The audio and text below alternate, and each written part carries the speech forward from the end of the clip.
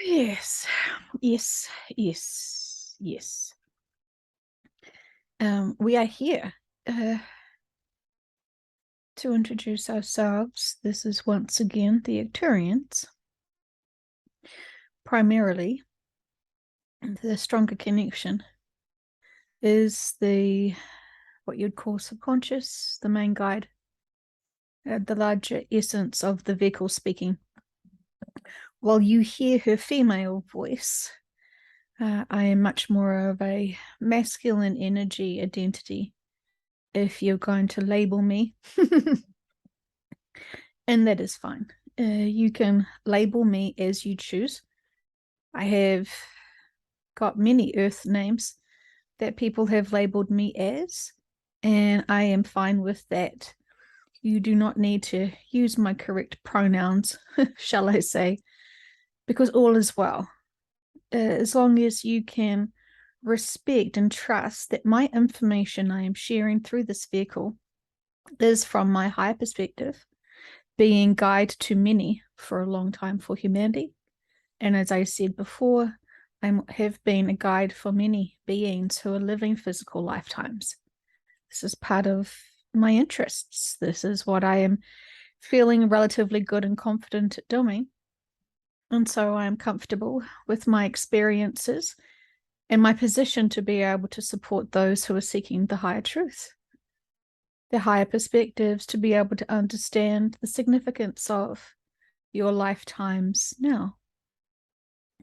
And so the message that I wanted and prompted the vehicle to share to do this channeling so I could come down and come through to reach out to you is to be able to help you understand why some, what you would call healers, and it seems to be the majority of the Palladians, those who desperately want to heal others because this makes them feel useful, this makes them feel helpful.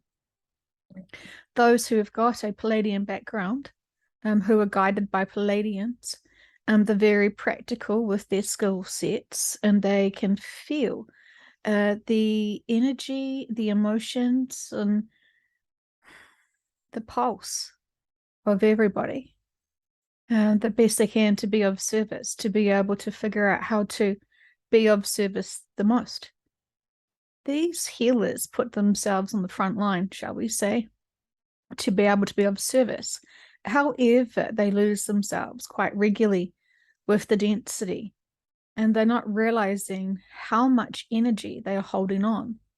They may think that they are cleansing their healing rooms, their homes, their physical bodies, their minds, but there is much that can get stuck and very stagnant as they are still human, as they are still overcoming their own emotional journeys in life, as they're still trying to heal from other lifetimes that potentially have killed them for being such healers. So they do not want to speak up much for themselves. They want to just quietly heal. And there are some magnificent healers that are on this planet who know how to bring large quantities of very high vibrational energy and to shower individuals and even more with this higher frequency. Of course, humans can't heal humans. It must be free will. It must be respected upon with life contracts. And so while you can bring down profound energy to heal a certain being, it is not until that being wants to be healed, to let go, to release, to forgive, to love, to grow. And so you can, as the saying goes, lead a horse to water, but the horse must drink, must choose to use their free will to be able to nourish its body and to drink. And it may even recognize its own thirst. It may even recognize where it's been led to. This is like another analogy we want to talk about, which is actually a fact in terms of whale pods who choose to take exit points together. And there may be one, what you could consider sick or elderly or distressed whale, and we are saying the whole pod wants to shift together because they are soul families together. They have come to be together and they want to leave together. And yet humans with their fantastic egos of heroism choose to keep resurfacing and to shift the placement of the whales back into water, because the humans in their 3D concepts believe that they know best, whereas the whales, who are a much higher dimensional, mindseted, energetic being, knows what it wants to do. And for those who go and become heroes and save those whales, the whales then are just more distressed as they have been separated from their pod. And then they have to go and find another place that they can strand themselves to exit the bodies. And this can be very challenging because it may not be for a long while that they can find an appropriate beach to surface to be able to take their exit points. Can you see? The ego of a human cannot be actually honoring the life contract, honoring the free will of those whales, of those people. And so we have to ask you with love to check your agenda. Are you listening and hearing that person? Or are you trying to force upon your own skill sets to make sure they get healed the way you demand them to be? We want to remind you of the cycle, the life cycle of a caterpillar merging and evolving and graduating into being the butterfly. This is a significant life cycle that you've all known from a very early age. And this was for you to be prepared to understand what was coming for you, coming for humanity. The big, gigantic evolution steps between an egg, a caterpillar, and a butterfly. All very different, but yet all the same. The soul has been consistently the same. The bodies look dramatically different. And there may be some, what seems to be magic behind and within the cocoon phase as the butterfly waits to emerge. And we are saying the soul was not traumatized by each step. In fact, it's a beautiful, graceful thing, a wonderful journey. And do you think that the caterpillar would have any concept of what was to come to be the butterfly? The caterpillar is diligent in eating, absorbing as much food as possible and expanding. And we are saying this is like the humans, not in food, but you're trying to expand in mindsets as fast as possible. You have noticed that you are quenched with curiosity, and your thirst for knowledge and wisdom is quite profound, and this is fantastic. This has also led you into much distractions. This has also led you into the grand awakening, and this now has also led you to understanding the significance of why people need to release all their fears, all their worries, all their judgments, and understand how things have got to be in this world right now. How many have used their free will to manipulate and control others? How many are choosing to understand that this is a significant time for humanity to understand that the transcension of humanity will look similar to the massive evolution step between the butterfly and the caterpillar. You can have faith and trust in what we are saying to prepare you, or you can dismiss it. However, we want to say with love, the caterpillar doesn't go screaming into the cocoon, sits in the cocoon screaming to then emerge out. It has free will to do so, but it is naturally trusting in its own body. It's naturally trusting in its life purpose. It is comfortable. It is exploring and expanding. It understands everything it is doing as it is expanding its tummy, expanding its bigness to be able to become a butterfly. It's all very purposeful. Just like your journey is all very purposeful. And so you're needing to explore everything. The Hungry Hungry Caterpillar book is a classic children's book. And when you understand that, and you may have even questioned as a younger child, how could it possibly be that this lucky caterpillar gets to eat all these foods, the salamis, the ice creams? It must have such a big bellyache. And we are saying it is like your own spiritual journey. You get belly aches, you find stepping stones that just don't sit with you very well. You gorge yourself through the material and information, but you start noticing and start sensing that there is disinformation that has been linked and merged and sort of disguised within some spiritual words and some spiritual information.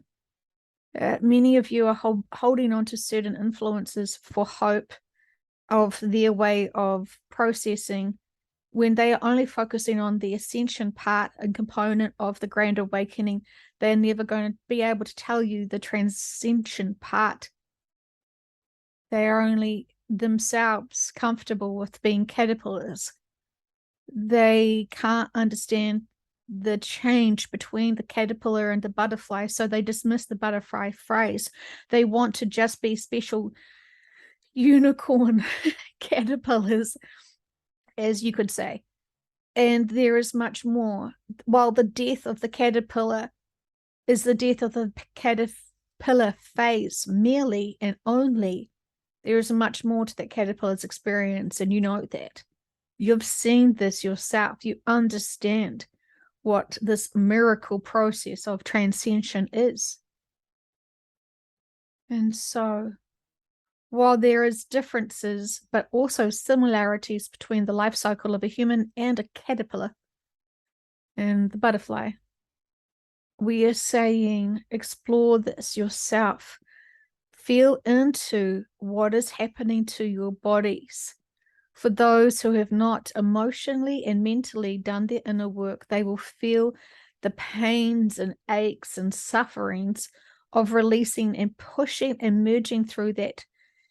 Your inner work will come out one way or another. You could think and heal it and overcome it that way, logically, emotionally, or if you refuse logic, if you refuse emotions, it will come out physically. That may look like chronic pain.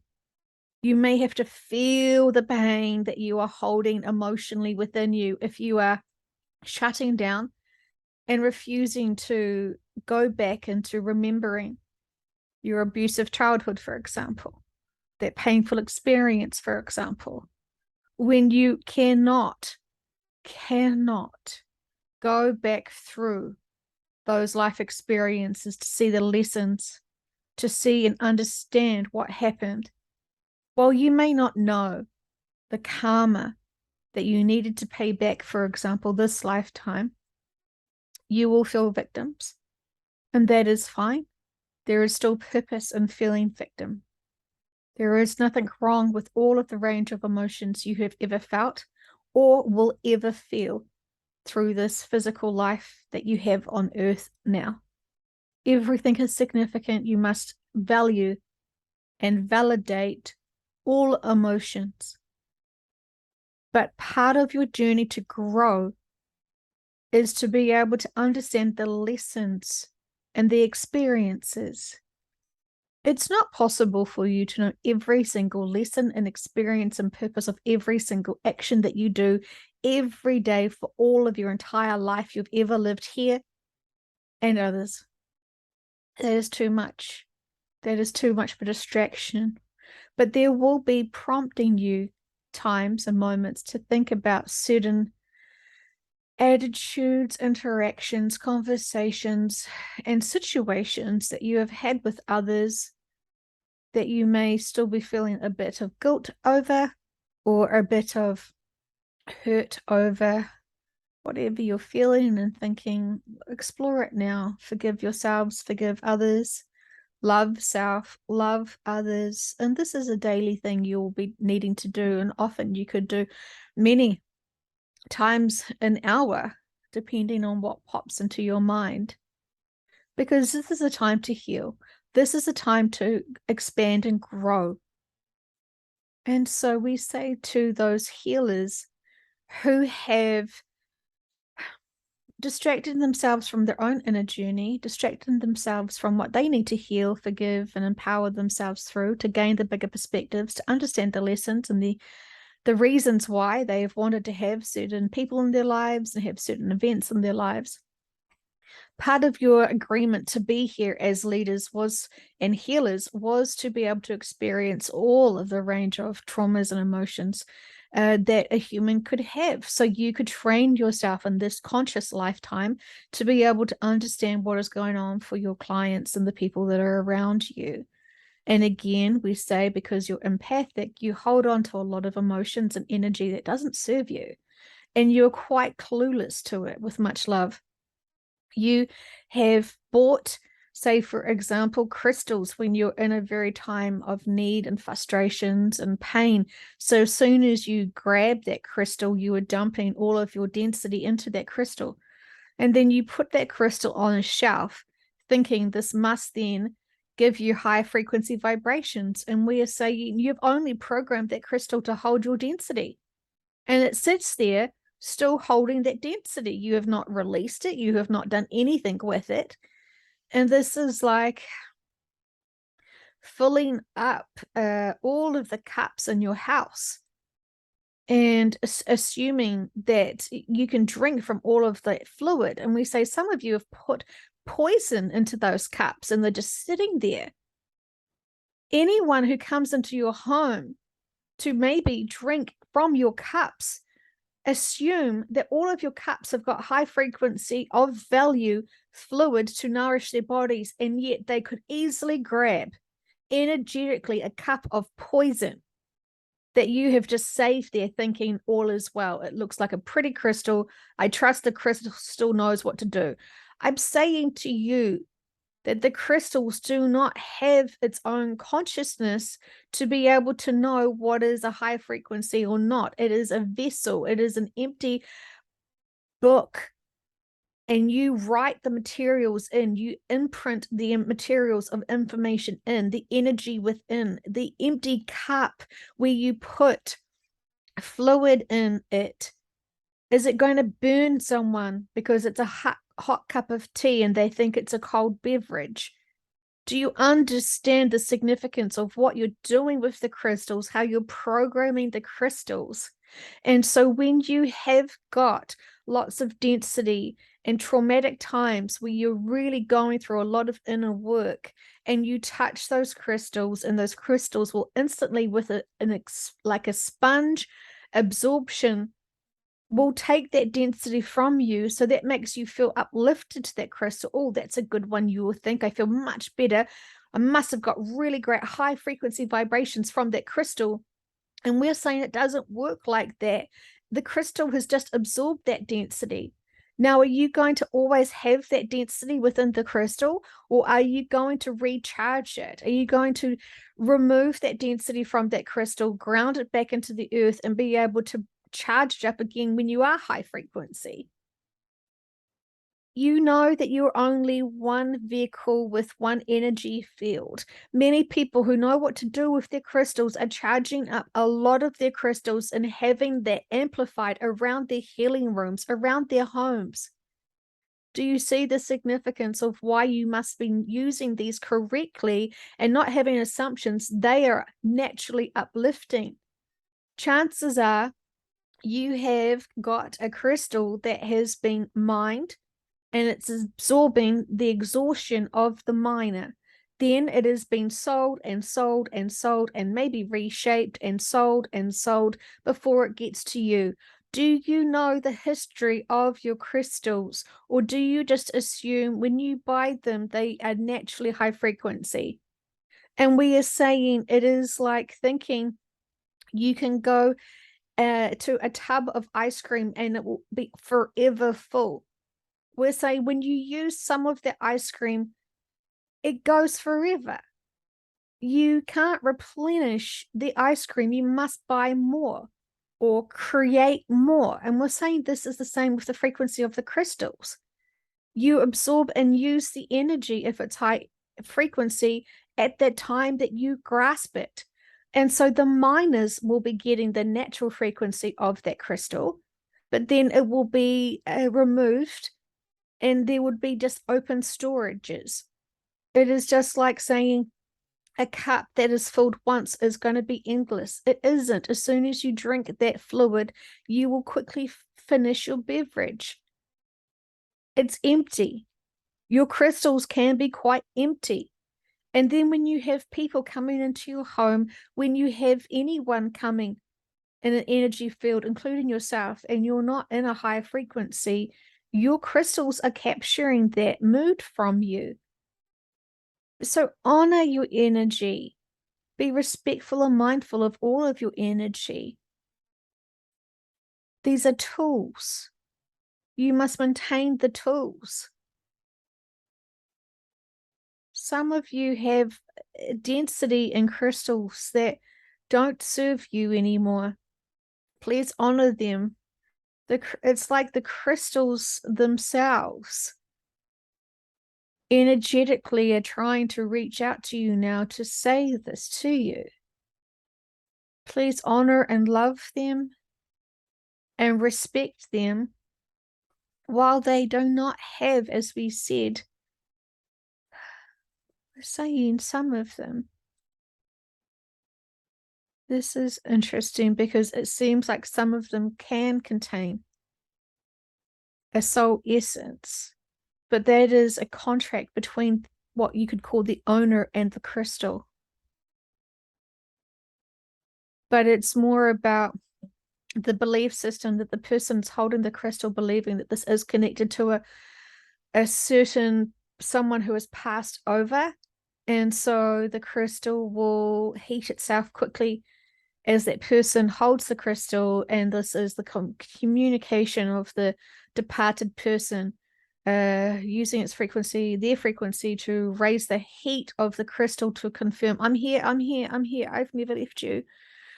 And this is a physical thing that people can use to have this confirmation that there is life after death. So it's not really the crystal that is having a conscious mind. It is more a tool, again, between the person who is in the physical 3D and the person who is, sorry, the being who has departed. This is a great tool for confirmation. And so we're saying many healers, and you may think a healer could be someone who's got a certificate in Reiki or some form of modernity like that. And we're saying a great healer could also be someone who listens, who is open-minded to hear all problems from people. And they're very open and very compassionate and very caring. That person is not what they would think healing someone by listening. But we have said this. Listening is a great way to be able to help that person vent and release and identify all of the frustrations and stresses that are energetically within them. And they're having to order and identify what is going on through them. And so when they make the sounds of words for them to be able to finally hear what's going on, to be able to understand the language that is within them, which is all energetically friction, when they hear their own words, when they make the sound of their own words, this heals them because they finally get to recognize and understand what is within them. You all know when you have been frustrated with something and you don't get to the root cause of it, being able to express and share and talk helps you on that journey faster, to identify the range of emotions and experiences that you are challenged with and cannot fully identify the fractions of that experience.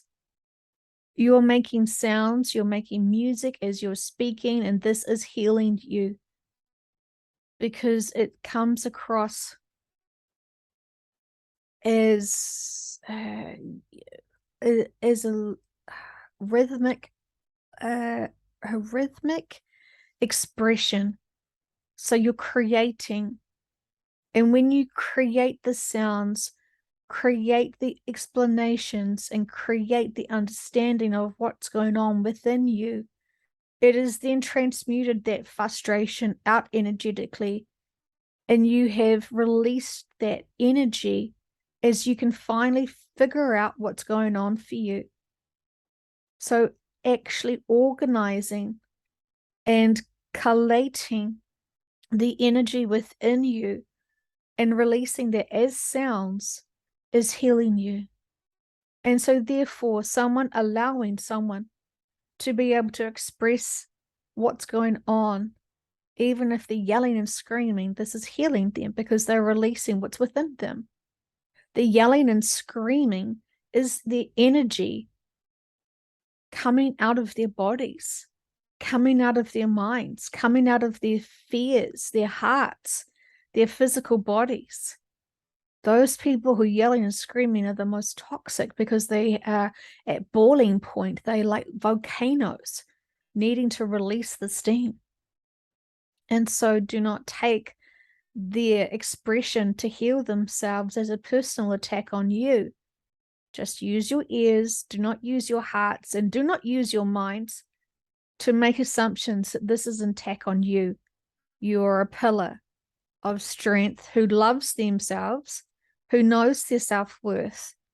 So allow people to lean on you, to share with you their pain, their worries, their concerns, their problems, not for you to fix them, but for you to give them an avenue, to give them the respect, to allow them to identify what they're thinking, what they are feeling, and how are they going to go about it now that they understand this better for themselves. You were just asking them questions. You do not need to give them the answers of the universe for their problems because it's their problems. They want to fix it ultimately, but they need to get it out first to realize what they're playing with, what they're dealing with, what they're processing, and what they're feeling. This is a significant message for you to understand how you can heal others. But again, it is about listening to them and allowing them to have their own epiphanies, to be able to feel into their own intuition when they're more honest with themselves than ever before, because they're having to verbalize it to be able to understand what's going on. This will be a clearer road for them. They will realize that you can be trusted because you haven't reacted, you haven't given them aggression back, you haven't mirrored their reactions to their feelings, and all you have in your heart and mind is compassion and sympathy and love and encouragement and gratitude that they have trusted you with something that is very raw and meaningful for them. You will notice if you start trying to give them solutions and answers, they will lean on you for more solutions and answers in the future. You are to empower people by letting them find their own answers over disempowering them by giving them all the wisdom and perspectives that you have. This is their journey, and so this is the best way you can support them. So understand what a healer is and how a healer can be a healer. And this is a message that is dear to our concerns and perspectives, because when you treat each other as family, that love each other and respect each other, that you all are family, you are Earth family, you're Earth family. And this is going to be something that will build and ripple fast when you respect all Earth family, because this is hard. You don't know how to play with the density correctly. You don't know how to use your tools correctly. And so you have to go with your intuition, really. But when you haven't done enough of your own inner work, your intuition is fogged. And your intuition is only as good as the level of inner work you have been able to overcome and achieve. And so do your intuition check. See your inner work and check it. See if there is things that need to empower you. Some of you are brilliant at exactly what you do, and yet you're so shy and terrified that others will notice. Make sure you notice your brilliance. Make sure you notice your self-worth, because this is important time for you to know your value. And we say this with much love.